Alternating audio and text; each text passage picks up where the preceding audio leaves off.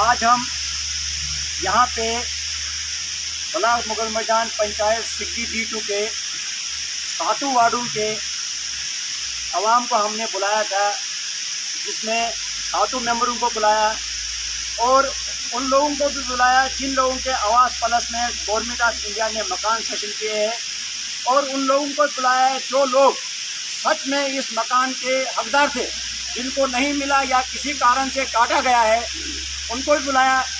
हमने वार्ड हिसाब से यहाँ पे आज सभा की, हमने लोगों तक लिस्ट पहुँचाई कि क्या 2018 में किसका जियो टैग हुआ है, किसका पास हुआ है, किसका रजिस्ट्रेशन में गया, किसका काटा गया है।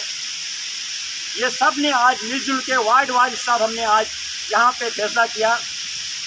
जो हिस्सा हमारी पंचायत को आया था सेक्शन लिस्ट में, उसमें हमने आज वार्ड के हिसाब से जो टॉप प्रायोरिटी पे थे, जिनको सच में ज़रूरत थी वार्ड में, वार्ड मेंबर और वहाँ की आवाम ने डिसाइड किया कि पहले किसको देना है, दूसरा नंबर, तीसरा नंबर, चौथा नंबर।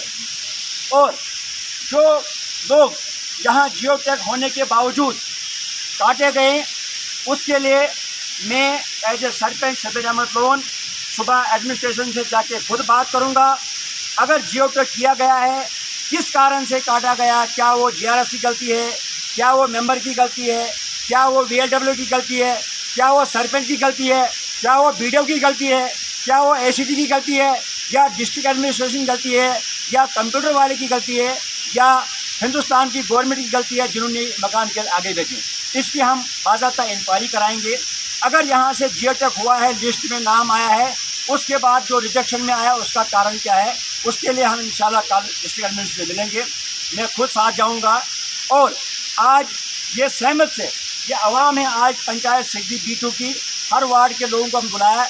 इनकी सहमत से हमने आज टॉप लोगों को जिनको वाकई में ज़रूरत थी, उनको हमने आज मकान केस यहाँ बोल दिया है। अब इसके बाद जो इंक्वायरी करनी है या कोई डायरेक्शन पास करनी है, जिम्मेदारी है वो है GRS, VLW और यहाँ की BDO की।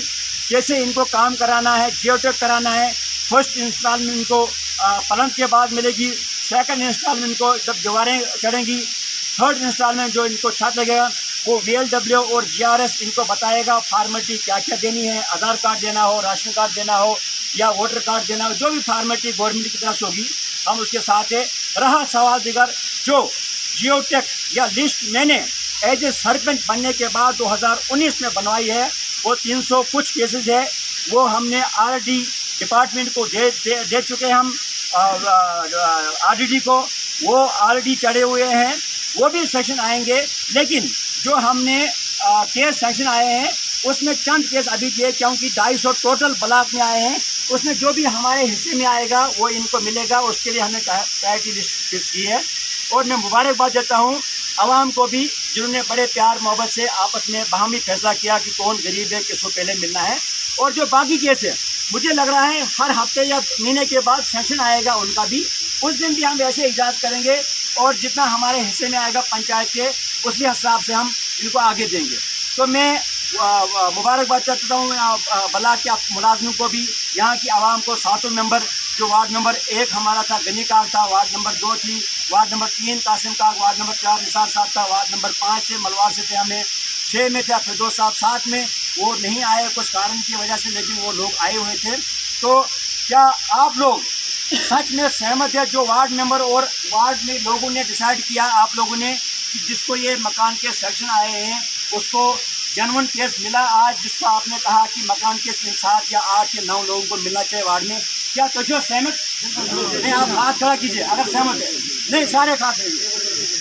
आप सहमत है कि जो जेन्युइन केस है, जिनका रह गया है, मुझे लग रहा है हो सकता है 1 हफ्ते के बाद या 1 महीने के बाद गवर्नमेंट हमें खुद बोलेगी कि अब इनको बुला के इनको जो आगे रह गए हैं उनको करना है। रहा सवाल दिगर जो जियो टैग होने के बाद कट गए हैं, जिनको सच में ज़रूरत है, वो यहाँ की आवाम भी बोलती है, यहाँ का मेंबर भी, सरपंच भी, VLW भी, GRS भी ये मानता है कि वाकई में कुछ लोगों का जो है गलत काटा गया, जिनको छत भी नहीं है, जिनको रहने के लिए जगह भी नहीं है, उसमें कुछ लोग हैं। क्या उससे सहमत है आप?